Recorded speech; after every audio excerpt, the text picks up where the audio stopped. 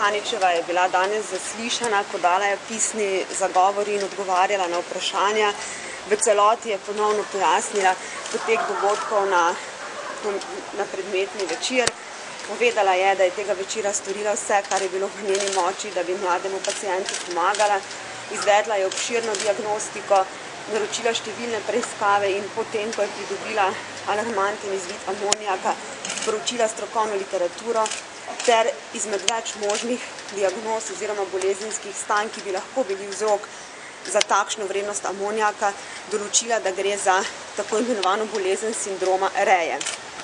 Nažalost se je kasneje ugotovilo, da je imel deček izjemno redko prirojeno motnjo v ciklu ureje, ki jo je dr. Kaničeva sicer raziskovala kot možno diagnozo, vendar jo je izključila zaradi vseh heteroanamnestičnih podatkov, poteka bolezni pred sprejemom v bolnišnico ter ostalih okoliščin, ki so nakazovali na to, da je izjemno majhna možnost, da bi šlo za to prirojeno motnjo v ciklu ureje oziroma jo izključevale. Še zlasti glede na starost pacienta, te motnje se pojavijo pri otrocih v starosti do 2-3 let.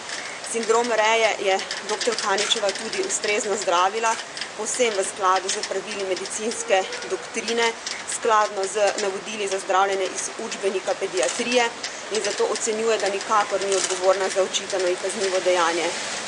Pri vsem tem pa poudarjamo, da je dejansko treba se zavedati realnih omejitev medicine. Dr. Kaničeva je imela pred sabo klinično sliko, ki je nakazovala na več možnih bolezni.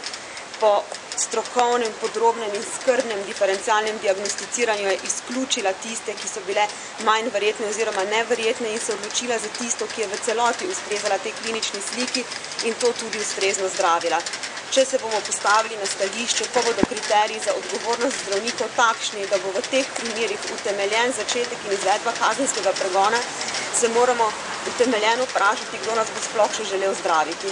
Kaj pričakujete? Težko je karkoli prejudicirati.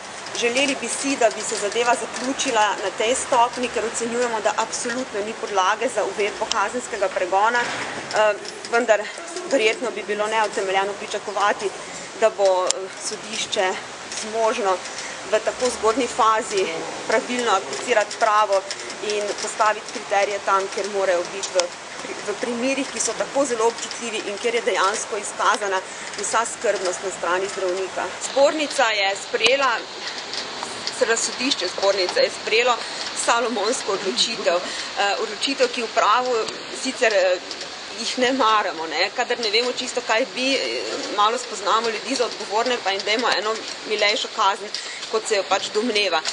Zoper odločitev zbornice, razsodišča zbornice smo se seveda pritožili, ker ocenjujemo, da nikakor ni mogoče trditi, da je dr. Kaničeva ravnala v očitnem nasprotju s pravili medicinske znanosti in stroke, kar je tisto, kar bi moralo biti izpolnjeno, da bi lahko bila sprejeta odločitev razsodišča, kot je bila sprejeta.